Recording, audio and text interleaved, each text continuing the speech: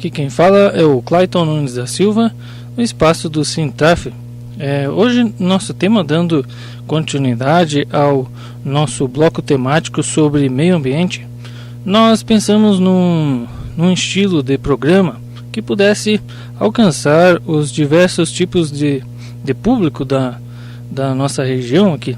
Então, inicialmente nós vamos, nesse programa, falar um pouco do desenvolvimento das atividades voltadas à agroecologia aqui na região serrana e, posteriormente, depois desses dados, em parceria com a assistência técnica em extensão rural, alguns dados já disponíveis sobre as atividades com os agricultores que têm essa atividade voltada à agroecologia.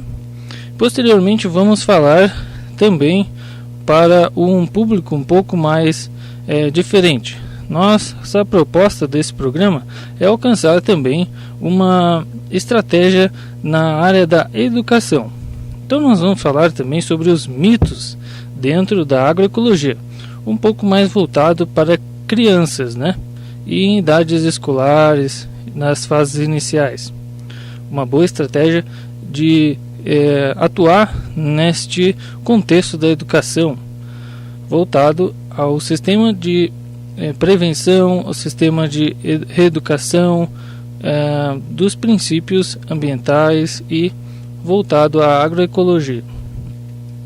E também vamos atuar com um bloco, um outro estudo que estará mais focado para o público adulto. Então vamos explorar no contexto mais teórico as ideias de Leonardo Boff, um grande teórico que também fala sobre a agroecologia. Dando início então, os nossos registros sobre esse bloco, falando sobre meio ambiente, desde o início do finalzinho de 2014, aqui na nossa região está sendo executada a chamada pública de agroecologia, lançada então pelo antigo Ministério do Desenvolvimento Agrário, e executado pela empresa cooperativa Unitag. Essa tem um objetivo então de incentivar a agroecologia existente, para a promoção e o desenvolvimento local, territorial e os seus processos organizativos, considerando os seus diferentes processos de transição e as diretrizes da Política Nacional de Agroecologia, mais voltado à produção orgânica. O projeto atende 60 famílias, 40 na cidade de São Joaquim e 20 famílias na cidade de Bom Jardim da Serra. Sendo que a assistência técnica em extensão rural, esses dados foram fornecidos pela Tassiane Spout.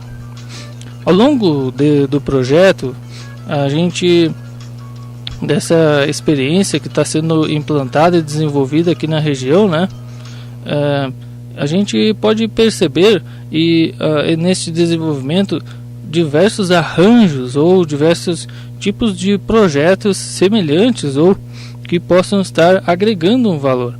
Por exemplo, um projeto de hortaliças orgânicas em cultivo protegido e sistema de irrigação,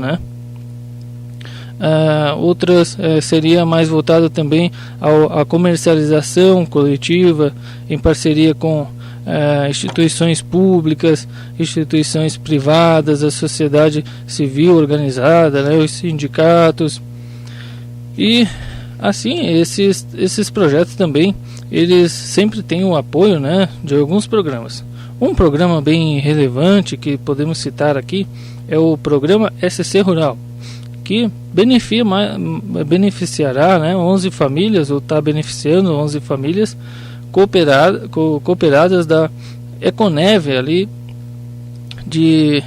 ali de São Joaquim. E também aqui em Bom Jardim da Serra, os trabalhos estão baseados na organização do Plano Nacional, do Programa Nacional de Alimentação Escolar Municipal, que atende as 15 famílias, né? E também contribui nesse aspecto para a segurança alimentar e o desenvolvimento social local, né, dessas famílias, motivando elas e em outros aspectos, várias variáveis, né, que são imprescindíveis nesse valor às famílias rurais, né, o plantar, o cultivo, né, de vários produtos, além de várias atividades ligadas à organização produtiva. E também as viagens técnicas, por exemplo, foi organizada, né, a Santa Rosa de Lima, né, uma viagem técnica, e cursos também, por exemplo, de políticas públicas voltadas para a agricultura familiar. As estratégias, então, nesse contexto, né, a comercialização, ela tem um privilégio de um circuito curto e também dinamizada nas redes locais de economia solidária, por exemplo, né? E o acesso a outras políticas de comercialização para o mercado institucional, por exemplo, esse programa de aquisição de alimentos, né? E outros programas, por exemplo, o programa de alimentação voltado à escola, o PENAI. São programas muito importantes para as famílias agricultores, né? Nesse aspecto, a gente espera, então, que também os conteúdos, que esses conteúdos das atividades, né, foram a interface da promoção da igualdade de gênero, pois nesse aspecto a gente considera importante o papel na família, por exemplo, das esposas, da mulher, né? Não somente dos homens.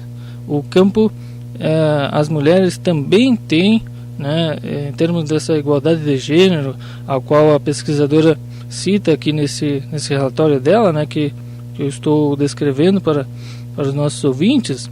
Essa questão de gênero é extremamente importante no campo, né? Outro contexto é a socialização do trabalho doméstico, né? E outros cuidados, por exemplo, com o protagonismo dessas mulheres, né, na agroecologia principalmente. E outros aspectos, por exemplo, que a pesquisadora não citou aqui, mas vale lembrar, que é o jovem, né? Os jovens do campo, esse protagonismo, esse talvez empreendedorismo, essa autonomia para que eles possam elaborar o seu plano ou sua atividade no meio rural com objetivos sustentáveis, com objetivos para preservação do meio ambiente e de uma agricultura familiar um pouco associada à agroecologia. Por que não isso, né? Acreditar que é possível. Então, a Secretaria de Agricultura do nosso município, com certeza, né, tem já ao longo desses anos aí algumas coisas, alguns resultados a serem apresentados. A EPAGRE também, com certeza, tem muitos dados, né, a serem apresentados de iniciativas do passado, né? Não temos como pensar em um futuro sem poder estudar o passado, né? Por fim, então, em nossas considerações finais, a gente também ressalta, né, como a pesquisadora comenta em seu relatório, um principal desafio é formar o primeiro grupo, então, de agricultores que adotem essa ideia, né, da agroecologia aqui no nosso município ou em outros municípios também que já estão em atividade, que seja formado maiores grupos, que essa discussão seja fomentada, né, entre as famílias rurais, de uma agricultura familiar um pouco mais voltado a esse sistema ambiental, com princípios ecológicos, né, que valoriza, que fortalece o início de tudo, né? No início de tudo não tinha nada desses produtos químicos, não utilizava esse monte de pacotes, né, que hoje se tem, né? Então a gente finaliza aqui e vamos ouvir então agora no nosso segundo bloco um áudio, né, um programa um pouco mais voltado para criança e posteriormente para um outro áudio para os adultos. Só por hoje, força, fé, muito shalom a todos, Deus abençoe e até um próximo programa. Aqui quem fala é o psicólogo Clayton, CRP 12.13.013. 3 mitos que você sempre ouviu sobre a agroecologia, mas ninguém teve coragem de negar. Mito número 1. Alimentos orgânicos são mais caros. Que nada! Os orgânicos parecem mais caros porque os supermercados onde a gente costuma comprar cobram até 4 vezes mais do que as feiras. Mito número 2. A agroecologia é menos produtiva do que a agricultura convencional. A agroecologia é tão ou mais produtiva do que a agricultura convencional e ainda tem uma vantagem. A produção agroecológica enriquece o solo e é capaz de continuar produzindo indefinidamente. Os agrotóxicos e fertilizantes químicos vão deixando a terra fraca e as águas contaminadas. Mito número 3. Adotar a agroecologia significa voltar ao tempo das cavernas. Na verdade, a lógica de produção agroecológica é repleta de conhecimento e tecnologia. A diferença é que a agricultura convencional segue sempre a mesma receita, enquanto que a agroecologia usa muitas receitas diferentes. É toda uma enciclopédia de conhecimento espalhada na cabeça das pessoas e das comunidades. Quer saber? Mundialmente, a gente já estraga o solo de uma área maior do que o estado do Rio de Janeiro. E 24% das terras do planeta não produzem como antes. E a culpa é do mau uso do solo. Tem mais! No mundo, a gente consome 4,5 bilhões de litros de agrotóxicos. E o Brasil é o campeão. Queremos uma agricultura que possa alimentar o mundo. Sempre. E você? Como quer a sua agricultura?